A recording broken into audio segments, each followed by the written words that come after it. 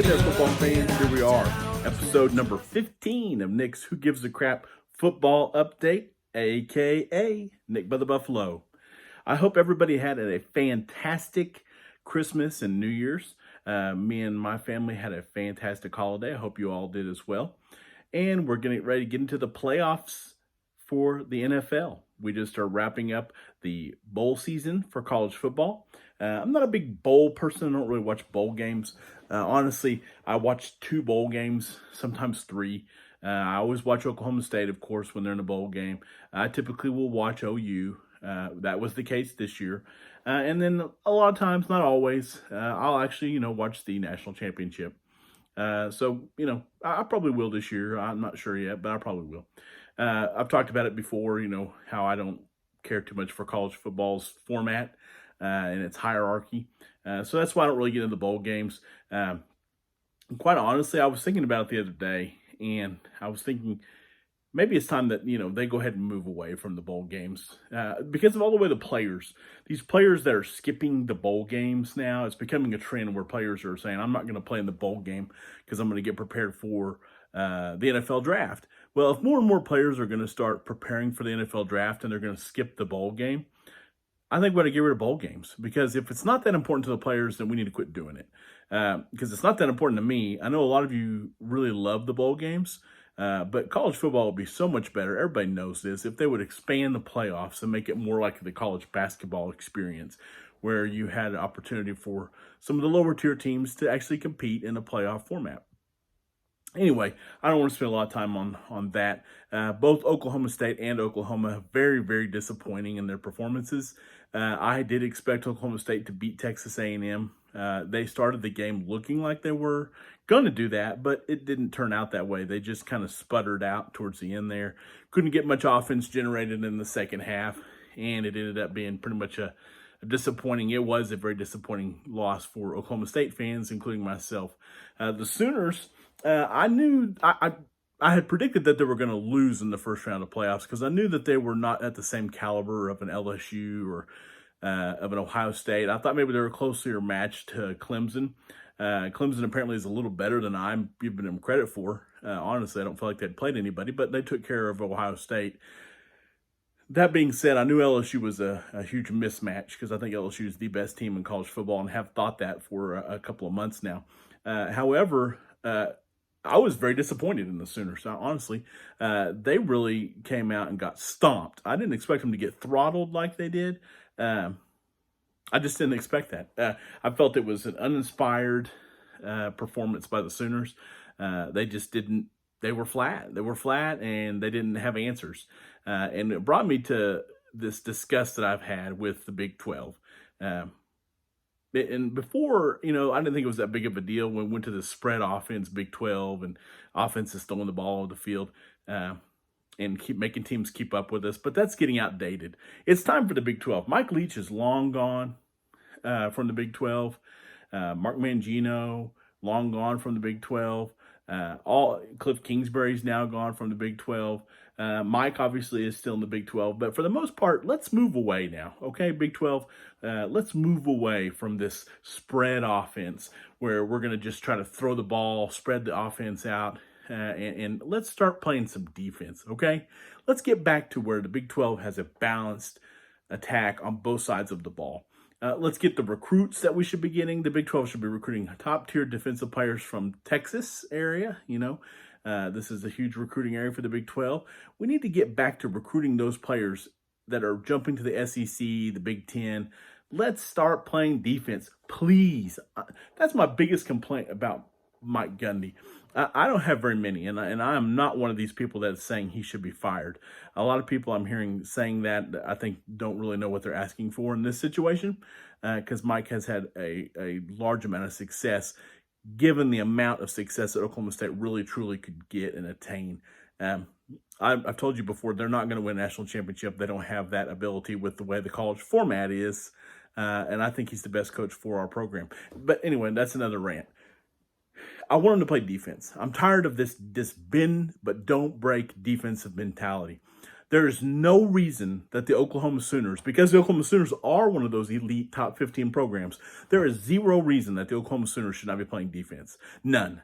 I don't want to hear any excuses about players getting kicked off the team, suspended, injuries. Those are excuses. When you are Oklahoma, you recruit to the top level of talent, and you should also have enough depth at that position that maybe they weren't going to beat LSU. Obviously, I know when you're undermanned, you're not going to beat a team like LSU. But to put players on the field at the level that can at least keep it a game, that's what I'm talking about. And the Sooners did not do that. And I think you should be embarrassed by that defensive performance. I don't care about the excuses. I don't make excuses. I don't make excuses. I didn't make excuses for Oklahoma State's defeat in the bowl game. I didn't say, well, Spencer Sanders was hurt and not playing in that game for the most part. We didn't have Tylan Wallace, our top receiver. We didn't have one of our most impactful defensive players in Harvey Peel. We had players out. Every team has players out by the time we get to the bowl game. But those are excuses. Don't make the excuses. Don't make the excuses. You are a top-tier program. You should be able to recruit talent at the back end of your lineup that can at least come in and at least be respectable. And that team didn't look like they even belonged on the same field with LSU, and that was disappointing for me. So moving along to the NFL, we're getting ready to get into the playoffs. Obviously, the Dallas Cowboys, hugely disappointing how they finished the season. Not surprised at all. I really feared that was going to happen for about the last month now, and that's what happened. And what makes me more disgusted is that the Philadelphia Eagles are going. The Eagles will get popped and thumped out of the playoffs in the first round. And then let me go down a quick breakdown of how I feel this is going to go. So I'm not going to break down every single team and every single matchup, but I'm going to break down the teams that I feel good about in the playoffs and the ones I'm concerned about. So I've been telling you all along that I feel like there's a little bit of overhype behind the Ravens. The Ravens are deservedly the number one seed in the AFC. That being said, when a team goes into the playoffs as the hot seed, as the fire and ice type of just blowing people out type of thing, that team a lot of times gets punched in the face. And that's what I see happening with the Baltimore Ravens. I think they're a little too high on their horse. I think they're a little bit too much like their poo-poo don't stink. And I think they're going to get thumped in the playoffs. They could very easily obviously be in the AFC Championship, but I see them losing and not making the Super Bowl. That is what happened to the Kansas City Chiefs last season. They were the hot pick last year. Got very, very close. Had a bad penalty that kind of kept them out of that in the end. But this year, I feel like the Chiefs are now in position to get there. This is the year I think the Chiefs are going to take it to the Super Bowl. And I feel like their defense has played much, much better towards the end of the season. They've really been underrated in what they've done. The offense is what it is. They've got players healthy again. I really wish they could run the ball a little better. Running the ball has been my biggest concern for this offense, but I feel like Andy Reid's going to have something figured out and dialed up for that in the playoffs. So the New England Patriots, that dynasty's done. The dynasty run is over. I really see the Patriots getting beat this weekend. I honestly feel like the Titans will beat them. Even if they do beat the Titans, they're not going to get past the next round. But I do feel like it's just come to an end for the Patriots. Too much for them to overcome, and the dynasty's over. Over into the NFC, I like a lot of teams. I really wanted to come on here and predict that the Ravens and the 49ers were going to make the Super Bowl, because when I make predictions, a lot of times it's a jinx. And it causes it to go the other direction. So I wanted to say, yeah, the Ravens and the 49ers in the Super Bowl. Ravens and the 49ers, because that's my worst case scenario, which means that's probably what's going to happen. It's going to be the Ravens and the 49ers. That being said, I don't think that the 49ers are going to make it. In my opinion, I think that you look at that lineup that they have. I don't believe Jimmy Garoppolo is a Super Bowl caliber quarterback. The running game is very solid. The defense is very, very solid. And I do think those two elements are very important as you hit the postseason. I just think the lack of experience for the 49ers is what's going to keep them out. Who's experienced? I feel like there's two teams that really have experience. I wanted to pick the Seahawks for a long time, but the Seahawks are sputtering down the line. The Seahawks won't make it. You got the New Orleans Saints, and you have a team nobody is talking about, that just completely flew under the radar, in my opinion, throughout the whole season, and that's the Green Bay Packers.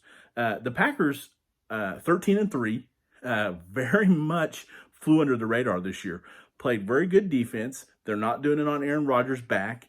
Aaron Rodgers is still Aaron Rodgers. I hate the Packers, but I think the Packers could sneak up and maybe get that. But I'm going to pick the New Orleans Saints. The New Orleans Saints have been there, done that. I feel like they're due to make that run. And we're going to be watching a Chiefs, New Orleans Saints Super Bowl. That would be my best case scenario for me. So with that being said, it's probably going to be the Baltimore Ravens and the San Francisco 49ers, and being a Super Bowl that I'm going to hate because I can't root for either way. I'm going to be disgusted no matter which way it goes. If it does end up that way, I probably would root for the Baltimore Ravens. I can't root for the 49ers. It's just not in my blood.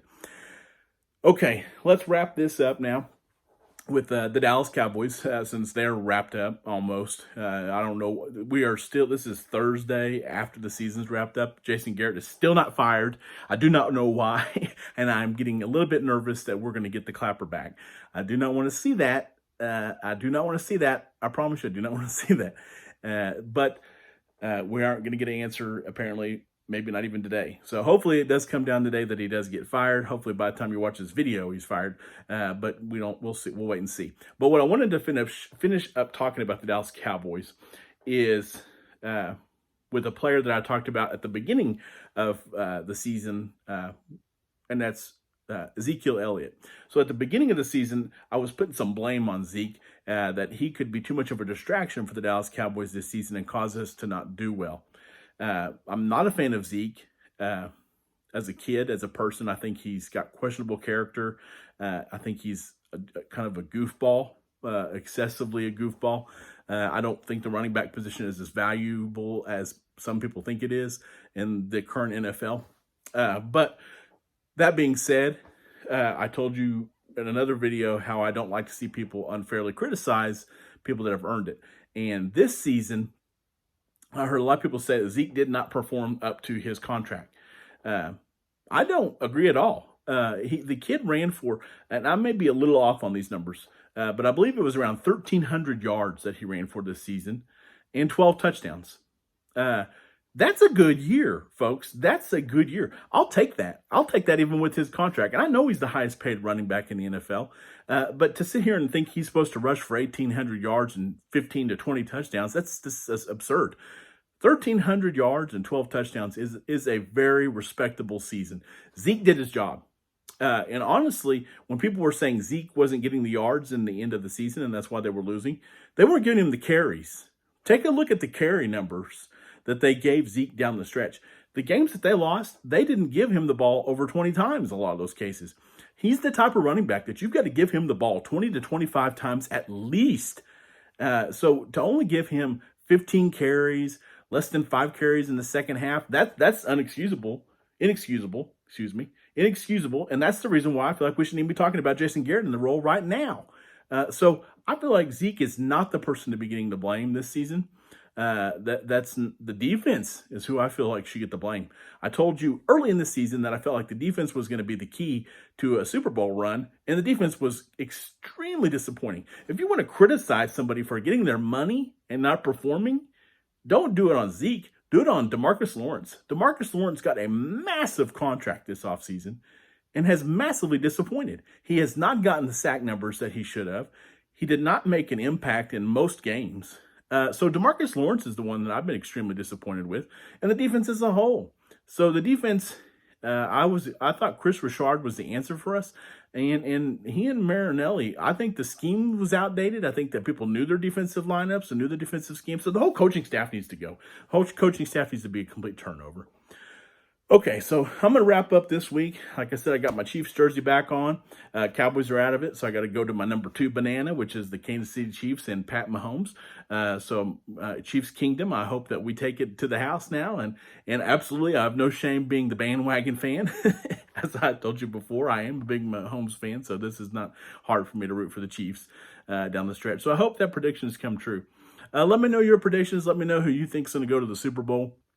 Go ahead and put them in the comments. Put them in the comments on YouTube. Put them in the comments on Facebook. I'd love to see who everybody's picks are for the Super Bowl. If you like what you see, give me a thumbs up. If you think I'm full of crap, give me the thumbs down. If you haven't yet, please click subscribe and click that bell so you can get notifications when I have a new video posted. And I hope everybody has a fantastic 2020, and I'll catch you later. Have a blessed playoff weekend.